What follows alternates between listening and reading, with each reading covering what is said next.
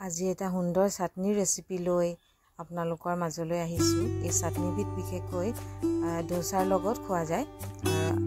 আপোনালোকে কিন্তু এই ৰুটি পৰাঠা বা ভাতৰ লগতো বা পকৰীৰ লগতো আপোনালোকে এনজয় কৰিব পাৰে।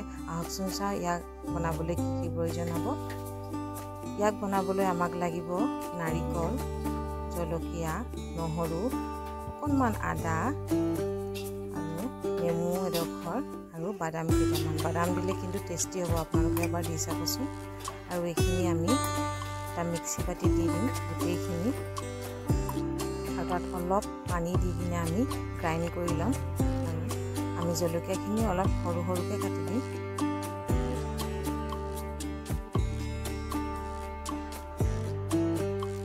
নেমুখিনি আমি তাতে চেপি দিম।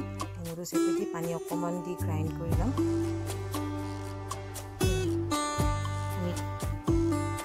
চাটনিখিনি গ্ৰাইণ্ড কৰি ল'লোঁ। কিন্তু ইয়াত এটা টুইষ্ট আছে, আপোনালোকে চাবচোন। এতিয়া মই চাটনিখিনি এটা ষ্টীলৰ বাতিত উলিয়াই লৈছোঁ। আপোনালোকে ষ্টীল বা কাঁহৰ কিবা উলিয়াব, প্লাষ্টিকত নুলিয়াব, যিহেতু ইয়াত আমি আৰু এটা টুইষ্ট দিবলৈ আছে। মেইন সেইটোৱে, সেইটো দিলেহে আপোনাৰ এই চাটনিকণ আপোনাৰ টেষ্টি হ'ব। এতিয়া এখন হেতা লৈ লৈছোঁ। হেতাখন মই গেছত পাতি দিছোঁ।